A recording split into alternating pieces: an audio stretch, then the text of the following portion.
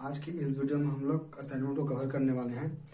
तो बिना देर के हुए करते हैं इस वीडियो को स्टार्ट। और मैं पढ़ रहा हूँ पहला क्वेश्चन और ये आपके स्क्रीन पे आ रहा है। पहला क्वेश्चन है, उत्कृष्ट गैसों के परमाणु आकार तुलनात्मक रूप से बड़े होते हैं, क्यों? तो आइए जानते हैं इसका आंसर, हम लोग ऐसा क्यों बड़े होता है। तो यार, प्रोडक्ट टेबल में हम लोग देखते हैं तो हम लोग को क्या दिखाई देता है? हम लोग को ये दिखाई देता है कि उत्कृष्ट गैस को छोड़ के जितने भी परमाणु होते हैं, ये सब परमाणु का आकार जो है उत्कृष्ट गैसों की तुलना में थोड़ा सा छोटे होते हैं। तो ऐसा क्यों होता है? तो आइए हम लोग समझते हैं। जिससे आपके ये डिस्प्ले पे दिख रहा होगा कि जो उत्कृष्ट गैस है हमारे पास जो है सबसे बड़े आकार के होते हैं। तो इसका रीज़न ये है कि जितने भी हमारे पास जो परमाणु होते हैं उत्कृष्ट गैस को छोड़ के, इनको हम लोग देखते हैं किस दृष्टि से देखते हैं। तो इनको जो देखने की दृष्टि होती है वो लगभग होती है हमारे पास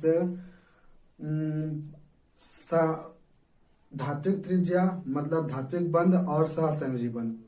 तो जिनके धात्विक त्रिज्या और सहसंयोजी त्रिज्या जितने छोटे होते हैं उनके आकार भी उतने छोटे होते हैं। लेकिन हम लोग उत्कृष्ट गैस में देखते हैं वंडरवाल बल। तो वंडरवाल बल क्या होता है? जिनके वंडरवाल बल बड़े होते हैं उनकी त्रिज्या भी बड़ी होती है, और जिसकी त्रिज्या बड़ी होती है उनके आकार भी बड़े होते हैं।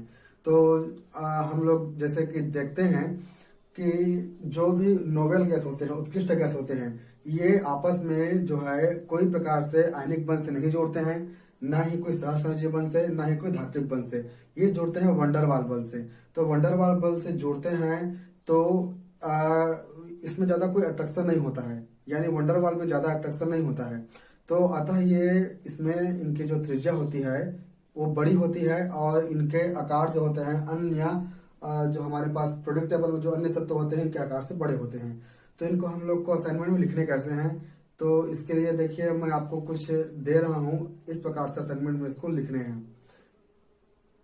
तो चलिए अब हम लोग करते हैं सेकंड क्वेश्चन स्टार्ट। हमारे पास सेकंड क्वेश्चन क्या है? सेकंड क्वेश्चन ये आपके डिस्प्ले पे आ रहा होगा। मैं सेकंड क्वेश्चन को पढ़ देता हूँ। सेकंड क्वेश्चन है, समुद्री गोताखोर गहरे समुद्र में शोषण के लिए N2 प्लस N2 तथा O2 के स्थान पर He तथा O2 के मिश्रण का उपयोग करते हैं, क्यों? तो आइए हम लोग समझते हैं कि इसमें N2 और O2 का उपयोग क्यों किया जाता है। जैसे कि हमारे पास एक पानी है,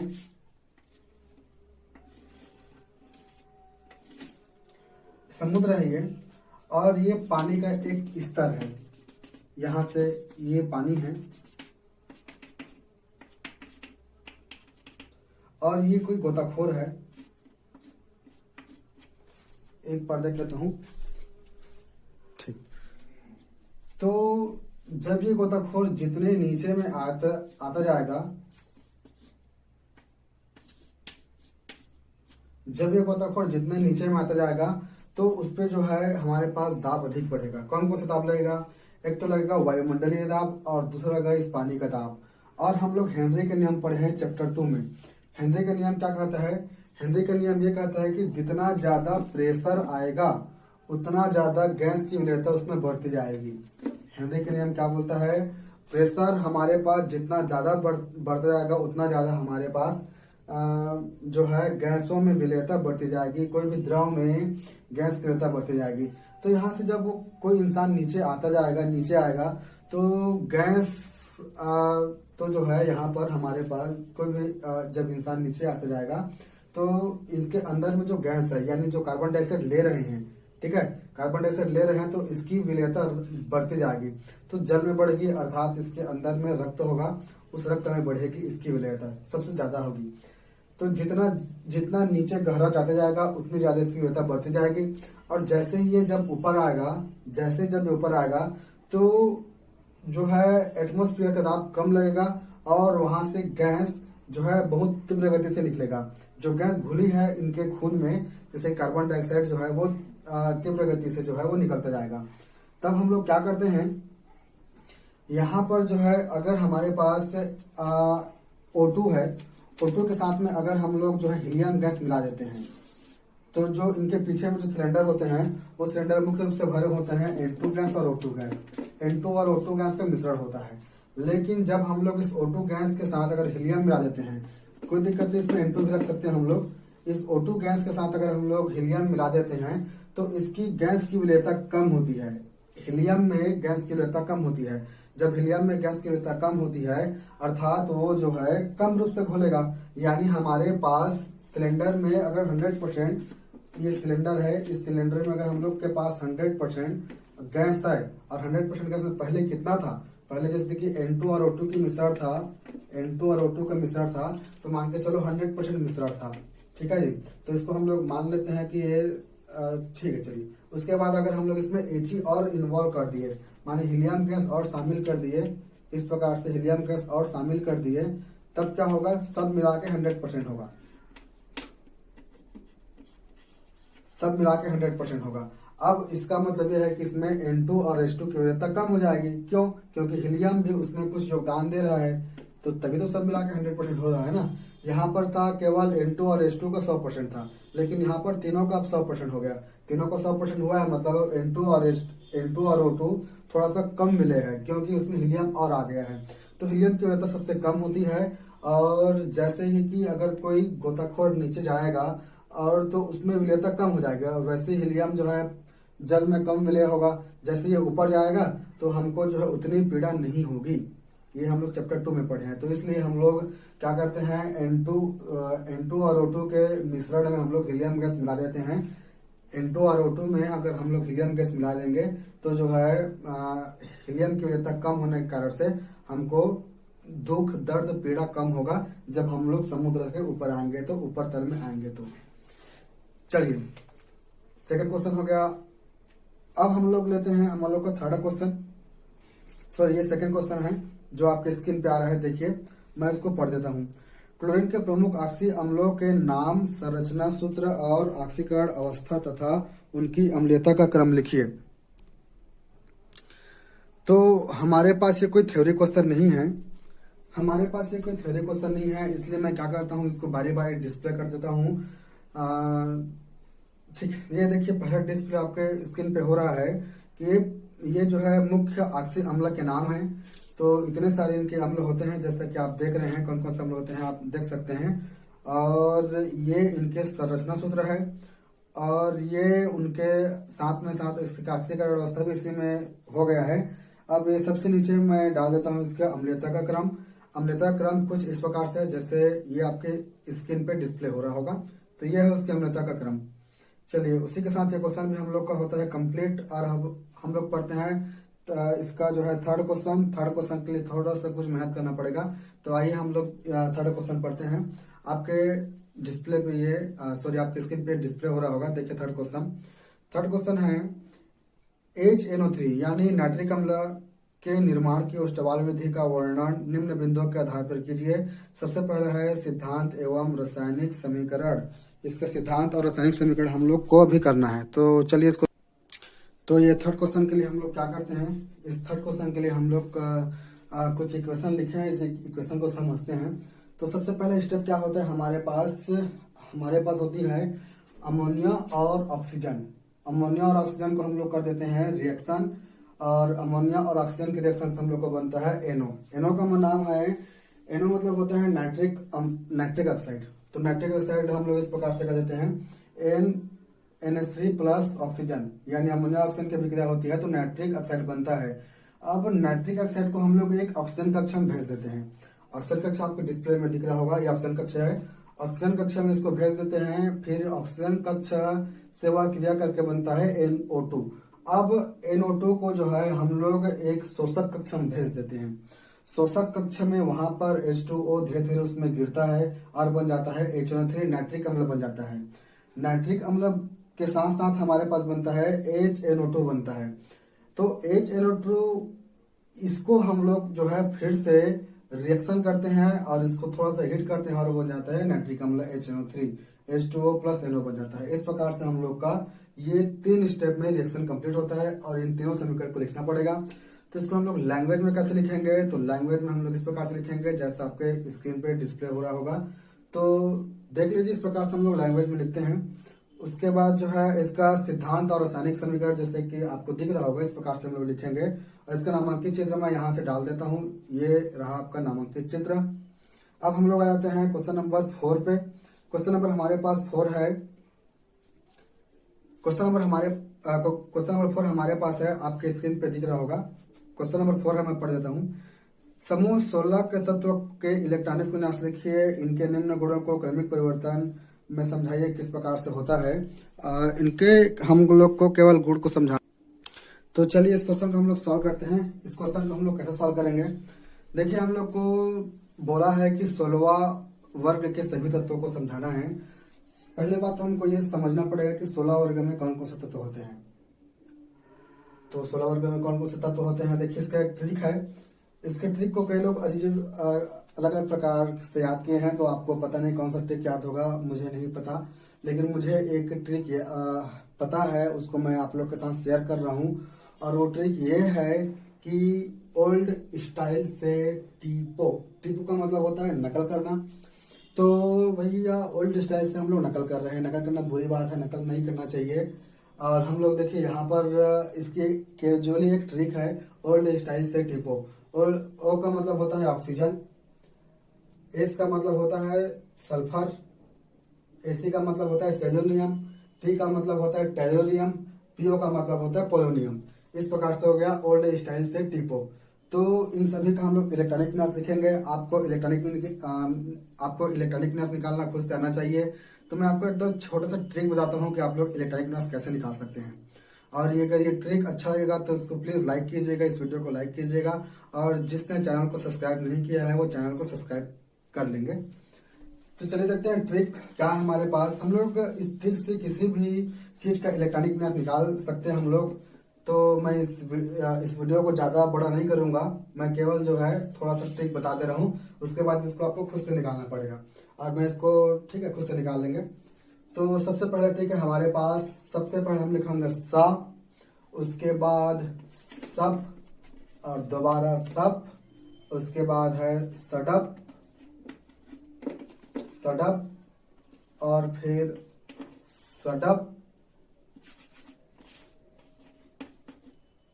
और उसके बाद सफडप, सफडप, सफडप, सफडप। इस प्रकार से बढ़ते बढ़ते जाएगा।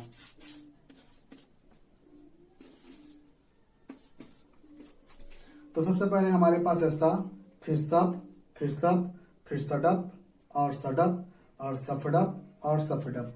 तो इसको मेरे साथ साथ एक बार दोहरा लीजिए ताकि जल्दी से याद हो जाए हम लोग का। तो एक बार फिर से बोलिए मेरे साथ, भले मन में बोल रहे हैं, आप यूट्यूब चैनल देख रहे हैं भैया, तो कहीं पर घर में होंगे, साथ में कोई आसपास होगा तो कैसे ये क्या बात कर रहा है ऐसा कोई बोलेगा। इसलिए जो है जो मैंने कॉपी पेन लेके तो बैठे होंगे, तो इसको एक रफ कॉपी में लिखिए। और मैं वादा करता हूँ, मैं पक्का यकीन दिलाता हूँ कि ये फार्मूला जल्दी से, ये ट्रिक आपको जल्दी से याद हो जाएगा। तो चलिए साथ ही साथ बोलते हैं। सबसे पहले बोलना है सा, उसके बाद सप और दोबारा फिर सप और सडप, फिर सडप और सफडप, सफडप। ठीक है, तो चलिए एक बार फिर से सा, सप, सप, सडप, सडप, सफडप, सफडप।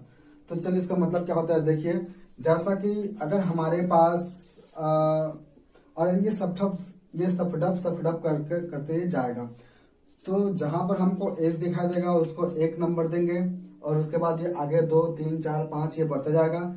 जहां पर हम लोग को पी दिखाई दिया उसको हम लोग 2 नंबर देंगे, फिर वो 2 3 4 5 आगे बढ़ता जाएगा। जहां पर डी दिखाई दिया उसको हम लोग 3 नंबर देंगे, फिर 3 4 5 6 ऐसे करते बढ़ते जाएगा। और जहां पर एफ दिखाई दिया उसको हम लोग 4 नंबर देंगे, 4 5 6 बढ़ते जाएगा। इसका कहने का मतलब ये है कि हमारे पास डी जो है 3 से चालू होगा, हमको कभी 2D देखने को नहीं मिलेगा, हमको जो है डायरेक्टली 3D देखने को मिलेगा।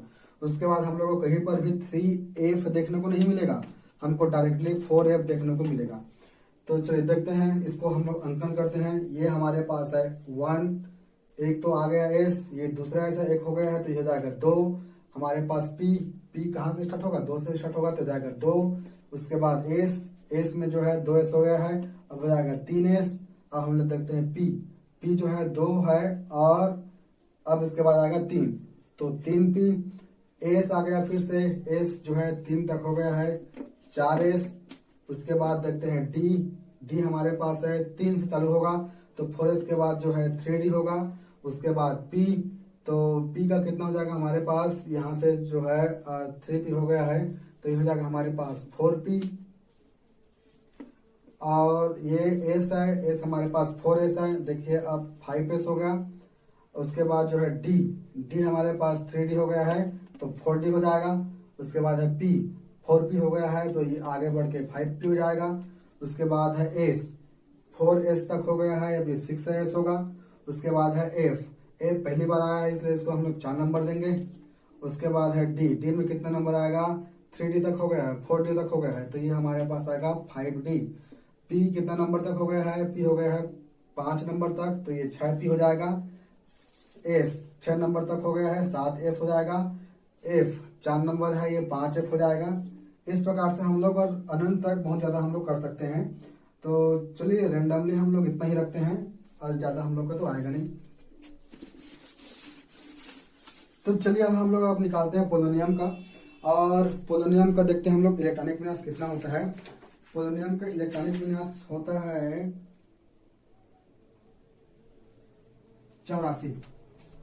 84। तो इसके बाद इन सभी को आप अच्छे से निकालेंगे, तो 84 कितना हो जाएगा, देखो एस में अधिकतम दो इलेक्ट्रॉन जाएंगे। उसके बाद है हमारे पास इसमें भी 2 इलेक्ट्रॉन, इसमें 6 इलेक्ट्रॉन, 6 इलेक्ट्रॉन के बाद इसमें 2 इलेक्ट्रॉन, इसमें 6 इलेक्ट्रॉन, पी में 6 होगा, एस में 2 होगा, अधिकतम इलेक्ट्रॉन 2 होंगे, डी में अधिकतम इलेक्ट्रॉन 10 होगा, पी में अधिकतम इलेक्ट्रॉन 6 होगा। एक बार मैं ब्लैक बोर्ड को देख लेता हूँ, मुझे कहीं व्हाइट शाइनिंग तो नहीं कर रहा है, बिल्कुल शाइनिंग नहीं कर रहा होगा, चलिए समझ में आ रहा होगा। उसके बाद है 5s2 3d10 sorry 4d10 5p6। एक बार काउंट कर लेते हैं, कहीं ये 84 तो नहीं हो गया होगा। तो 2 4 6 10 10 8 18 18 2 20 10 30 30 10 40 40 8 48 48 और 6 48 और 6 8 से 14 54 हो गया, 54 हो गया यहाँ तक। अब ये 2 और 14 आ गया, 54 और 2 56 हो गया, 56 के 54 2 56 हो गया, 56 और 14 56 और 14 ये हो गया 80। 80 के बाद कहीं से गड़बड़ है क्या, एक मिनट फिर से देखते हैं यहाँ को। ठीक है यार, कहीं पर ठीक है, कहीं पर तो गलती नहीं है। यहाँ पर हम लोग का हो गया है 56 56 और 14 70 हो गया। 70 के बाद इसमें 10 और कर देंगे, 80 हो जाएगा, 80 4 84 हो जाएगा। ये रहा उसका इलेक्ट्रॉनिक विन्यास। तो चलिए देखते हैं, ये उसका हो गया इलेक्ट्रॉनिक 84 का। तो इसका इलेक्ट्रॉनिक विन्यास क्या हो जाएगा, 1s2 2s2 2p6 3s2 3p6 4s2 3d10 4p6 5s2 3d4 और 5s2 5p6 6s2 4a14 5d10 6p4। तो ये इसका इलेक्ट्रॉनिक विन्यास हो गया। हमको इतना लंबा लिखने की आवश्यकता नहीं है, मैं इसको ना शॉर्ट करके कर दे रहा हूँ। देखिए शॉर्ट इसको हम लोग कैसे करेंगे, शॉर्ट हम लोग ये डिस्प्ले में करेंगे। देखिए आपके डिस्प्ले पे आ रहा होगा, इस प्रकार से ये होगा शॉर्ट, और इसके हम लोग लास्ट को लिखते हैं। देखिए इसमें कैसे किस प्रकार से शॉर्ट होगा। तो ये रहा आपके डिस्प्ले ब्लैक बोर्ड पे, ये हम लोग का इलेक्ट्रॉनिक विन्यास है। तो देखिए इसको हम लोग शॉर्ट कैसे कर सकते हैं। ऑक्सीजन है हमारे पास 8, ऑक्सीजन 8 है, यानी हमारे पास हीलियम है, हीलियम का परमाणु क्रमांक होता है 2। जितने भी उत्कृष्ट गैस है इसको हम लोग इस प्रकार से लिखेंगे, 2 हो गया, और इसका होता है 8, परमाणु क्रमांक होता है 8। तो ये अपने आप में ये स्वयं 2 लिखा है, 2 और 2 4 4 2 हो गया, 2 और 2 4 4 और 6 8 4 4 होना चाहिए यार, ये तो ठीक यार, ये सब 4 है, 4 और 4 8 होगा, ये हो गया 8। अब इसके बाद देखते हैं 16 का। हमारे पास है सल्फर 16, नियान अपने आप में है 10, इतना हो गया 10, 10 दो 12, 12 4 16। इसी प्रकार से हो गया 34 और ये हमारे पास है 18। तो इतना जब लिखे हैं, इतना जब हम लिखे हैं तो इसका मतलब हो गया 18 तक हम लोग लिख लिए हैं। तो जैसा अभी मैंने बताया था स सब सब सडप सडप, उसमें 18 को काट दो, अब जो बचेगा उसको एडजस्ट कर लो। तो ये हो गया 18, 18 और 10 हो गया 28, 28 और 2 30, 30 4 34। इस प्रकार से हम लोग का ये सब चीज लिखा है, इसको देखेंगे और ये 11वीं क्लास में आप लोग पढ़ लिए हैं। तो चलिए हम लोग ये चौथा भी हो गया कंप्लीट, चौथा क्वेश्चन हो गया कंप्लीट। अब हम लोग चलते हैं सीधा पांचवा क्वेश्चन में। अच्छा, इसका केवल इलेक्ट्रॉनिक विन्यास हुआ है। इलेक्ट्रॉनिक विन्यास के बाद हम लोग देखते हैं इसके गौड़ ऑक्सीकरण अवस्था और इनके हाइड्राइड। तो इनके ऑक्सीकरण अवस्था को मैं जो है नीचे में डिस्प्ले कर दे रहा हूँ और इसके हाइड्राइड को भी मैं नीचे में डिस्प्ले कर दे रहा हूँ, इससे आप लोग को पूरा जानकारी मिल जाएगा। तो इनके ये सब इनके हाइड्राइड है, इनके ऑक्सीकरण अवस्था है। ठीक है, चलिए अब हम लोग जाते हैं पांचवा क्वेश्चन में। तो पांचवा क्वेश्चन का सबसे पहला है कि क्लोरीन की अमोनिया के साथ क्रिया लिखिए। तो क्लोरीन और अमोनिया आपस में अभिक्रिया करके क्या बनता है, इसको चलिए देखते हैं सीधा ब्लैक बोर्ड में। तो देखिए हमारे पास क्या है, जब अमोनिया है और अमोनिया क्लोरीन से अभिक्रिया करता है।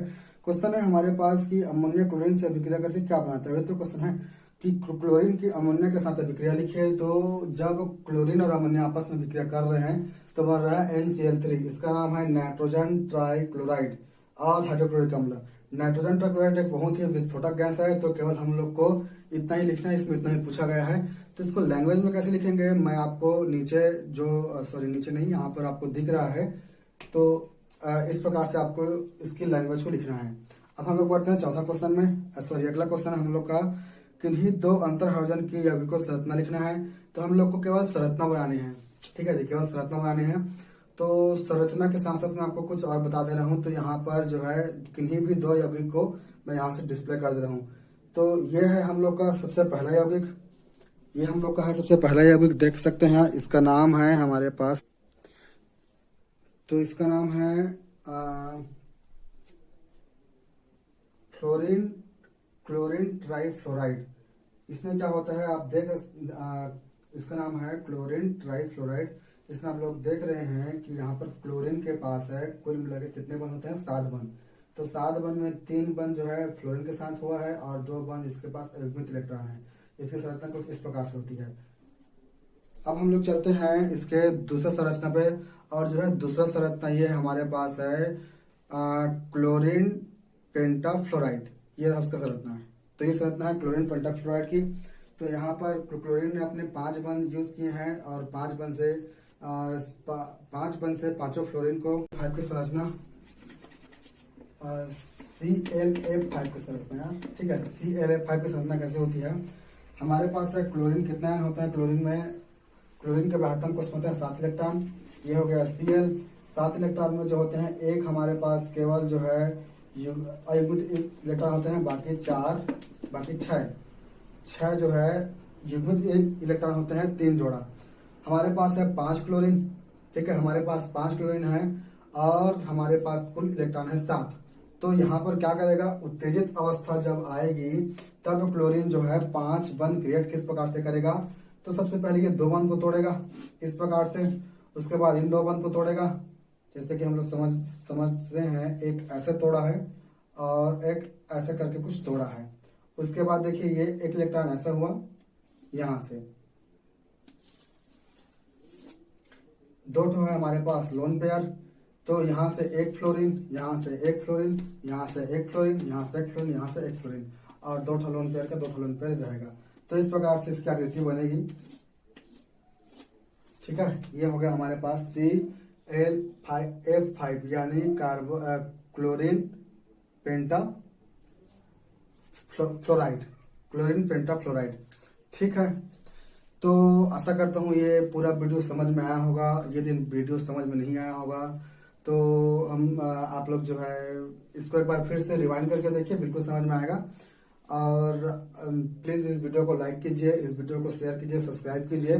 और हम लोग क्या करेंगे आने वाले वीडियो में, अब चैप्टर 5 पृष्ठ रसायन की तैयारी मैं कर रहा हूँ। पृष्ठ रसायन को किस प्रकार से समझाना है, और मैं सोच रहा हूँ कि इसमें मैं कुछ ज़्यादा कुछ मतलब इफेक्ट डालूं, इसलिए थोड़ा सा लेट हो रहा है ताकि आपको अच्छे से और समझ में आ सके, इसलिए थोड़ा सा लेट चल रहा है, वरना पिछले शायद हम लोग का एक दो वीडियो आ जाता। तो ठीक है,